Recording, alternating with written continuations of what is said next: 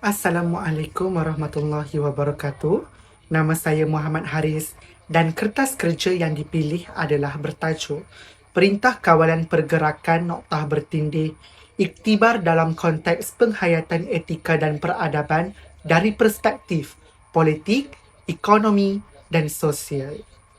Tanpa membuang masa, kita bergerak kepada isi kandungan yang pertama iaitu pendahuluan. Amalan etika dan peradaban yang baik dan terpuji merupakan satu tuntutan dan perkara yang diperlukan dalam diri masyarakat Malaysia.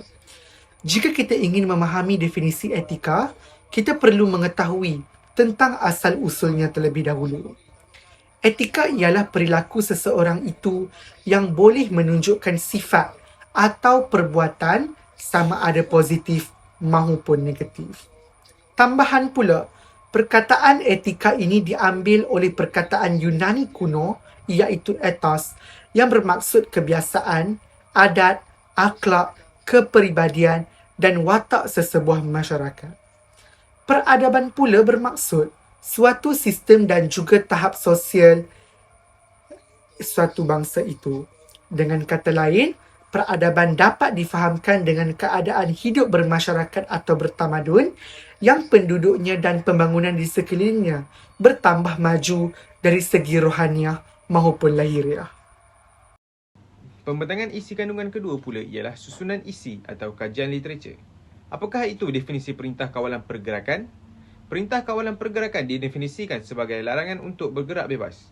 Bagi kes di Malaysia, larangan ini telah diperintahkan oleh Perdana Menteri Malaysia yang ke-8 iaitu Tan Sri Muhyiddin Yassin pada 16 Mac 2020 sebagai salah satu langkah untuk mencegah penularan wabak berjangkit yang melanda negara ini, coronavirus ataupun COVID-19. Pada tempoh ini, semua rakyat Malaysia tidak dibenarkan untuk menjalani kehidupan yang biasanya dilakukan oleh mereka seperti beriadah, ziarah menziarahi, malahan untuk keluar bekerja juga tertakluk kepada syarat-syarat yang telah diberikan. Mari kita lihat antara jenis perintah-perintah tersebut. Pertama, Perintah Kawalan Pergerakan ataupun PKP. Perintah ini adalah larangan secara menyeluruh di mana semua rakyat di Malaysia tidak dibenarkan sama sekali untuk mengadakan aktiviti ataupun perhimpunan. Kedua, Perintah Kawalan Pergerakan diperketatkan PKPD. Perintah ini dilaksanakan di mana-mana kawasan yang menunjukkan penularan wabak yang besar di mana ianya boleh mengancam keselamatan rakyat. Pada 27 Mac, PKPD mula dilaksanakan di beberapa kawasan seperti Simpang Renggam, Johor dan juga daerah Hulu Langat, Selangor. Antara kawalan yang dilakukan adalah semua penduduk yang tinggal di kawasan tersebut dilarang sama sekali untuk keluar dari rumah dan masyarakat yang bukan penduduk kawasan tersebut tidak dibenarkan untuk masuk. Ketiga, Perintah Kawalan Pergerakan Bersyarat ataupun PKPB. Perintah ini diperkenalkan oleh Perdana Menteri di mana terdapat beberapa kelonggaran diberikan bagi tujuan untuk membuka semula ekonomi. Walaupun beberapa sektor dibuka dan banyak kelonggaran diberikan, tetapi kawalan masih tetap dilakukan. Dan yang terakhir, Perintah Kawalan Pergerakan Pemulihan ataupun PKPP. Perintah ini dilaksanakan pada 7 Jun bagi menggantikan PKPB. Pada masa ini, sudah tiada lagi sebarang larangan dikenakan. Rakyat Malaysia sudah dibenarkan beraktiviti dengan mematuhi SOP seperti memakai pelitup muka dan mengamalkan penjarakan sosial. Assalamualaikum warahmatullahi wabarakatuh. Saya Muhammad Ashraf bin Muhammad Rashidi. Nombor matrik saya 20229782227. Saya ingin menceritakan tentang metodologi kajian ini. Menurut Kamus Dewan edisi keempat, metodologi bermaksud prinsip dan kaedah yang digunakan dalam sesuatu kegiatan atau disiplin. Selain itu, The American Heritage menyatakan bahawa metodologi juga dapat didefinisikan sebagai analisis mengenai metod yang sesuai untuk kandungan prinsip dan kaedah kepada cabang pengetahuan. Dengan kata lain, ia membawa maksud jalan, metod atau kaedah yang diguna pakai semasa melakukan kajian untuk mencapai suatu tujuan. Seterusnya, saya ingin memberitahu tentang reka bentuk kajian.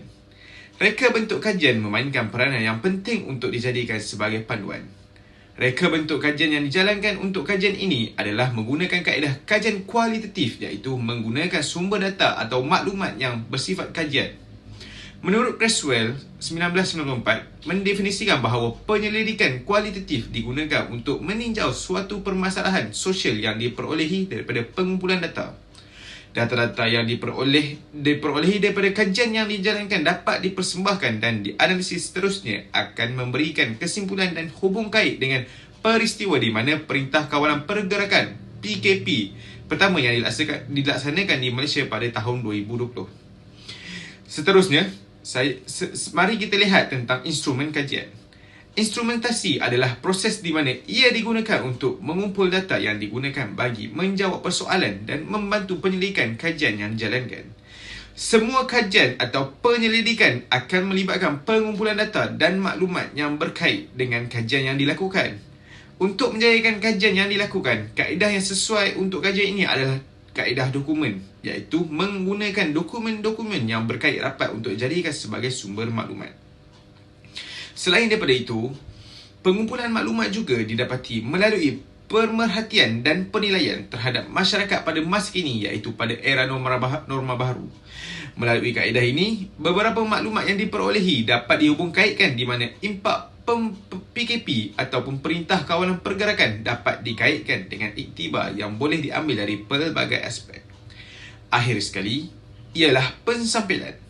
Pensampilan adalah satu elemen yang penting untuk menjalankan kajian kerana ia membantu memperoleh maklumat yang lebih tepat dan terperinci daripada suatu kelompok yang kecil. Terdapat beberapa sampel kajian yang menjadi titik tolak dalam menjalankan kajian ini. Antaranya adalah yang pertama, Bantuan Prihatin Rakyat ataupun BPR mengikut kategori. Bantuan Prihatin Rakyat dijadikan sebagai salah satu sampel utama kajian ini. Ia mempunyai beberapa perspektif yang boleh dikaitkan dengan tujuan kajian.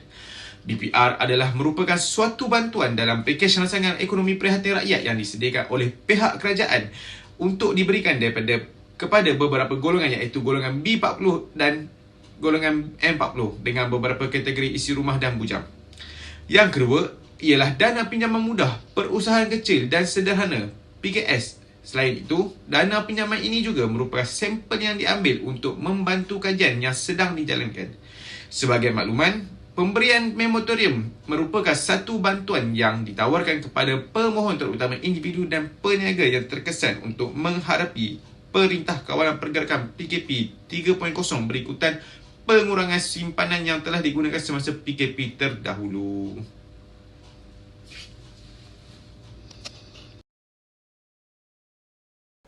Assalamualaikum warahmatullahi wabarakatuh. Nama saya Muhammad Azli bin Arzimi dari kelas RBA 243-4B. Sekarang ini, saya akan menerangkan mengenai analisis impak Perintah Kawalan Pergerakan mempengaruhi etika dan peradaban rakyat Malaysia terhadap ekonomi, politik dan sosial. Kita mulakan dengan etika dan peradaban.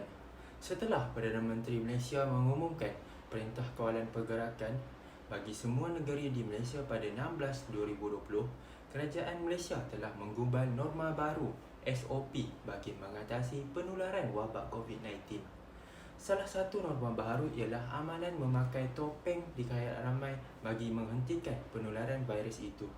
Seterusnya, kerajaan turut mewujudkan kawalan jarak antara orang ramai di setiap tempat atau bangunan terbuka atau tertutup bagi mengelak dijangkiti wabak tersebut.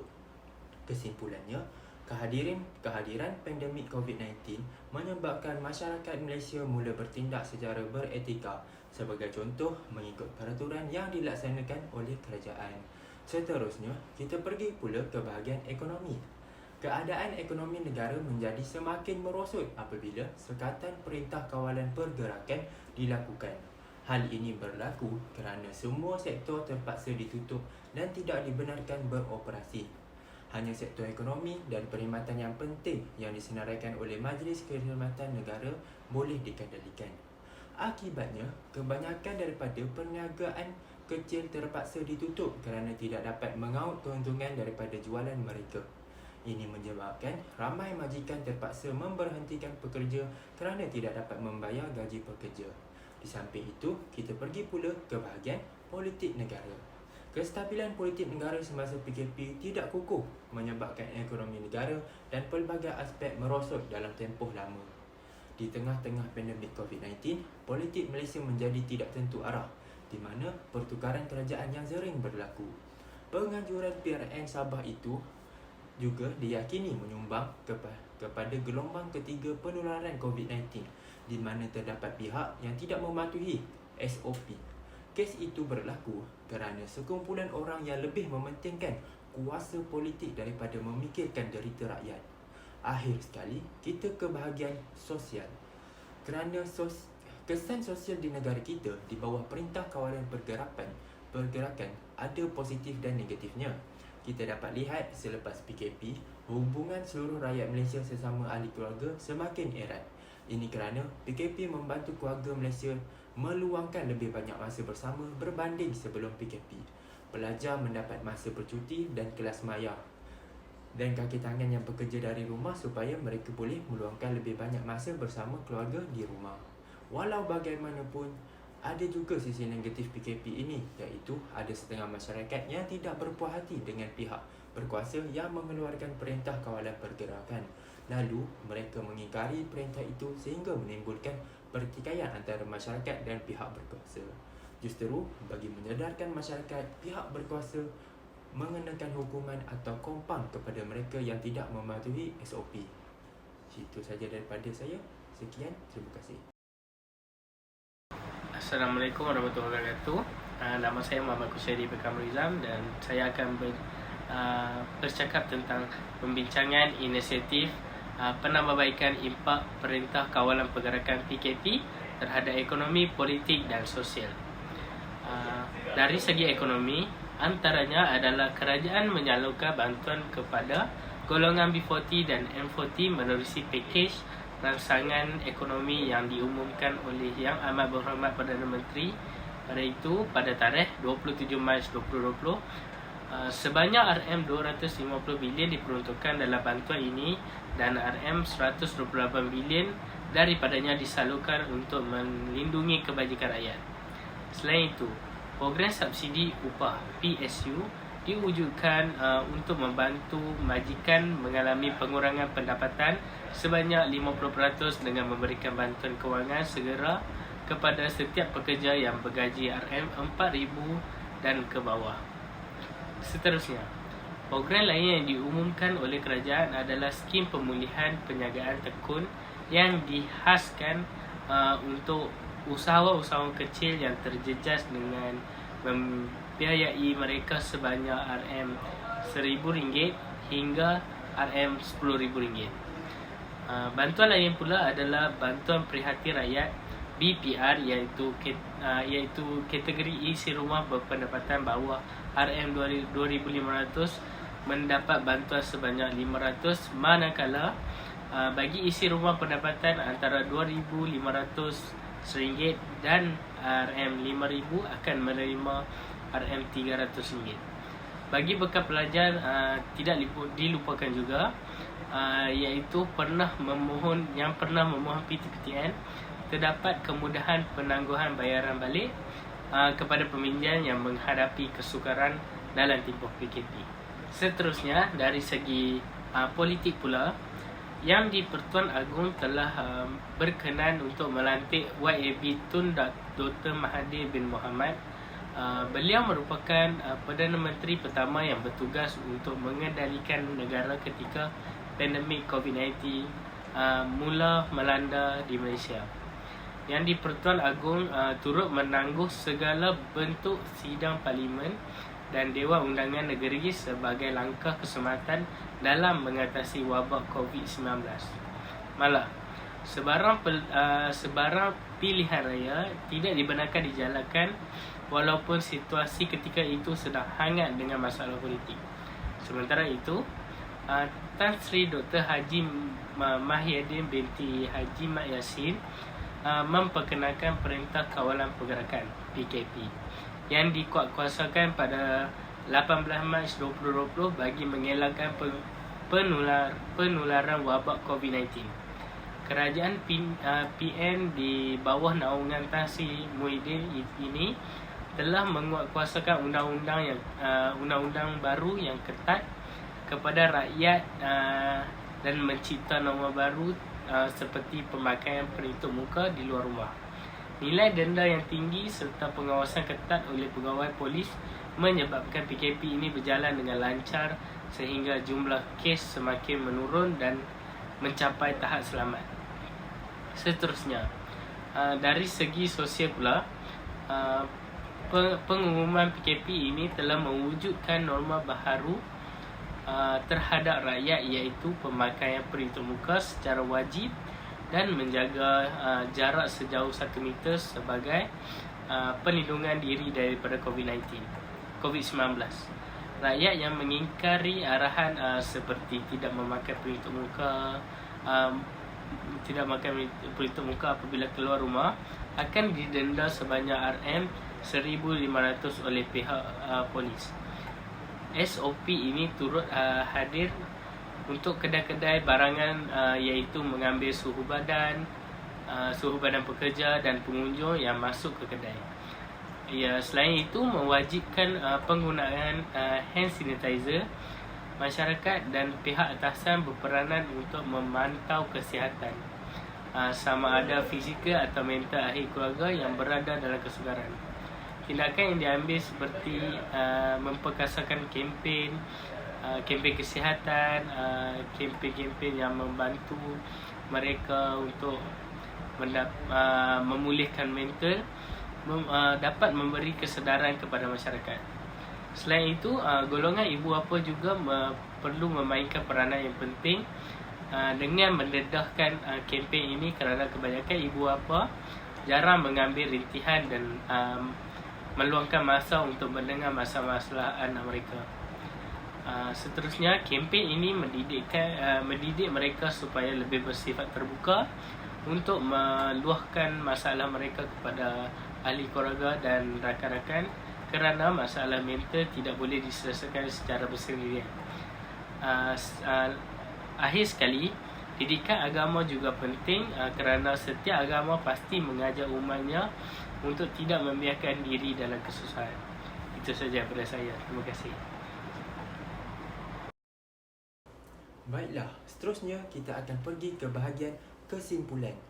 Kesimpulan yang dapat kita pelajari adalah penghayatan etika dan peradaban perlu diamalkan dalam diri dan dalam kehidupan masyarakat, kerana dengan penghayatan etika dan peradaban yang baik dapat membina kehidupan sosial yang baik. Etika dan peradaban sesebuah negara dapat mencerminkan imej kehidupan sosial sesebuah negara. Di samping itu, masyarakat seharusnya menitik beratkan penghayatan nilai-nilai etika dan peradaban yang merangkumi sifat-sifat yang baik agar negara lebih terselah dan disanjung, serta dapat mengekalkan keharmonian hidup bermasyarakat. Perintah Kawalan Pergerakan yang dikeluarkan telah mengetengahkan masalah negara yang kita alami dari sudut berbeza, seperti masalah sosial, masalah ekonomi dan masalah politik negara. Masyarakat telah berhadapan dengan wabak virus yang meluas dan pelbagai cabaran yang harus mereka hadapi bersama untuk mengharunginya. Tempoh Perintah Kawalan Pergerakan telah memberi peluang kepada negara untuk mengenal pasti masalah dalaman dan menambah baik serta menyelesaikan masalah negara. Akhir kata, pentingnya masyarakat dalam menerapkan penghayatan etika dan peradaban agar negara terus maju dalam mengharungi cabaran dan mengurangkan permasalahan.